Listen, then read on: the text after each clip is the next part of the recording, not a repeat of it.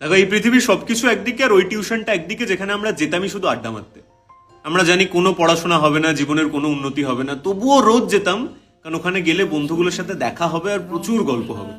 তো তোমার এরকম কোনো টিউশন ছিল নাকি? তো যাও, যাদের সাথে আড্ডা মারতে তাদের প্রত্যেককে ট্যাগ করো।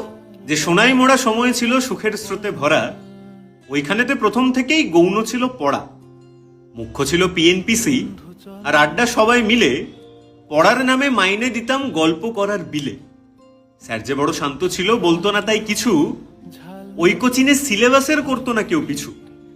100 কথা বলার পরেও থাকতো হাজার পড়ে, ওই কোচিংয়ে হালকা হতাম গল্প করে করে।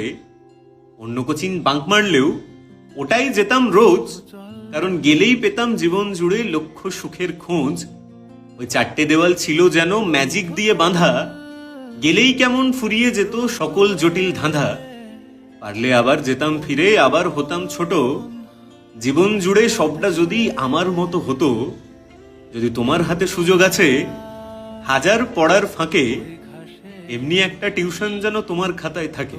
তুমি বিশ্বাস করো, এরকম একটা টিউশনের লাইফে খুব দরকার, যেখানে আমরা যাই, শুধু মস্তি করি, গল্প করি, আড্ডা মারি, আর হয়তো কিছুই লাভ হয় না, কিন্তু ওই একটা টিউশন জীবনে অনেক কাজে আসে। তোমার এরকম একটা টিউশন আছে তো যাও, দেরি করো না, তাদের সাথে ট্যাগ করো, তাদের শেয়ার করো, তারাও